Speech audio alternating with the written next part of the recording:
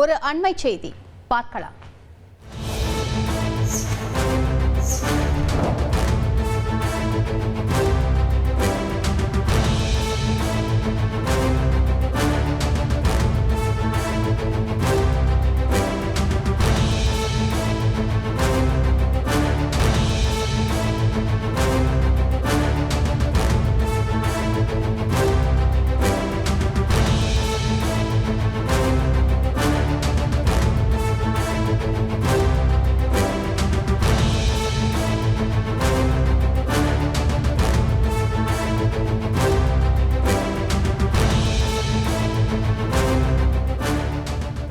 திருவள்ளூர் மாவட்டம் திருத்தணி அருகே தனியார் கல்லூரி பேருந்து மோதி குழந்தை ஒன்று பலியாக இருக்கிறது. கூடுதல் விவரங்களை செய்தியாளர் மணிகண்டன் வழங்க கேட்கலாம். மணிகண்டன், வணக்கம்.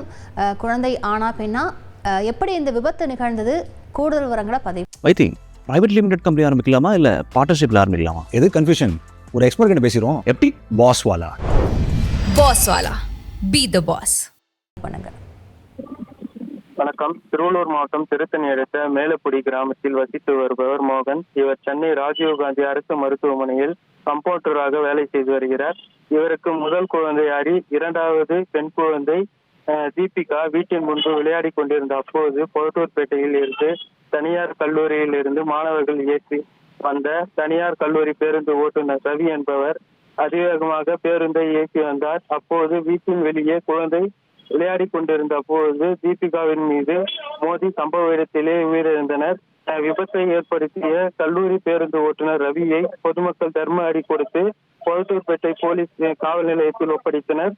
பொழட்டூர்பேட்டை போலீசார் வழக்கு பதிவு செய்து குழந்தை பிரேதத்தை கைப்பற்றி திருத்தணி அரசு மருத்துவமனைக்கு பிரேதத்தை அனுப்பி வைத்தனர். வீட்டின் வெளியே விளையாடி கொண்டிருந்த குழந்தை மீது கல்லூரி பேருந்து மோதி பலியான சம்பவம் பொழட்டூர்பேட்டை பெரும் சோகத்தை ஏற்படுத்தியுள்ளது. விரைவான விவரங்களுக்கு நன்றி மணிகண்டன்.